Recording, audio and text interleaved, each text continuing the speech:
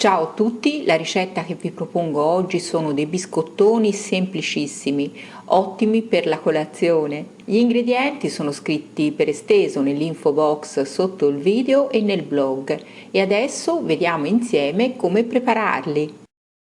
Metto un uovo nella terrina, aggiungo lo zucchero di canna, un pizzico di sale ed inizio a mescolare il tutto con una frusta per un minuto. Aggiungo l'estratto di vaniglia oppure dell'aroma di vaniglia o una bustina di vanillina. Aggiungo l'olio di semi e il latte.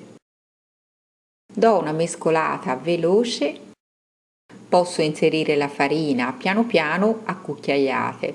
Intanto un terzo di farina e mescolo con la frusta. Aggiungo la seconda parte di farina ed inizio a mescolare con la spatola perché il composto inizierà a compattarsi.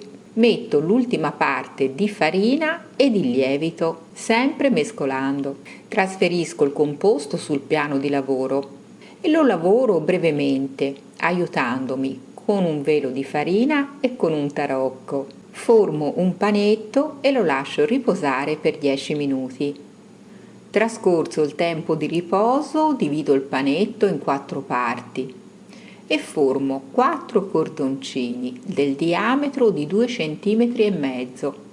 In seguito divido i cordoncini in pezzetti di 7-8 cm ciascuno. Schiaccio ogni pezzettino di impasto realizzato con le dita. In seguito prendo uno spiedino e premo con le mani per tutta la lunghezza del biscotto, formando delle scanalature. Il biscotto è pronto, procedo in questo modo realizzandoli tutti. Li adagio su una teglia da forno rivestita da carta forno, li spennello con del latte e su ogni biscotto metto dello zucchero di canna.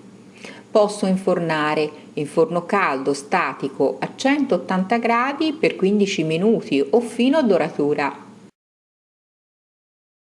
Ed ecco i biscotti pronti, li lascio freddare nella teglia e poi posso servire. Sono dei biscotti ottimi per la prima colazione, biscotti semplici che profumano di casa. No, tu dove vai, gattino curioso? Spero che anche questa ricetta vi sia piaciuta. Se vi è piaciuta fatemelo sapere con un commento sotto il video oppure con un mi piace. Ricordate di attivare la campanella delle notifiche del canale per rimanere sempre aggiornati quando pubblicherò nuovi video e iscrivetevi al canale se vi piacciono le mie ricette. Grazie per aver visto questo video, un bacione grandissimo a tutti e alla prossima ricetta. Ciao!